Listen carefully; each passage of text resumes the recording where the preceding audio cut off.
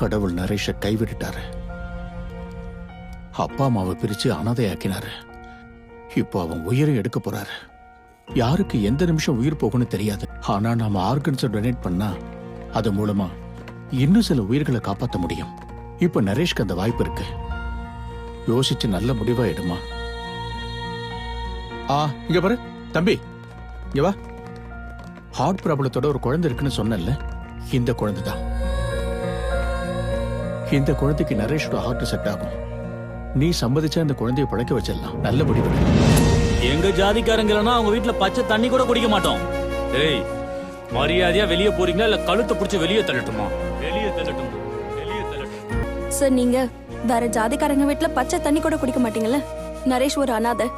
எங்க பிறந்தானும் தெரியாது, யாருக்கு பிறந்தானும் தெரியாது, என்ன குலமோ என்ன மதமோன்னு தெரியாது. அப்படிப்பட்ட அவனோட ஹார்ட் உங்க பாப்பாக்கு தேவையா சார்?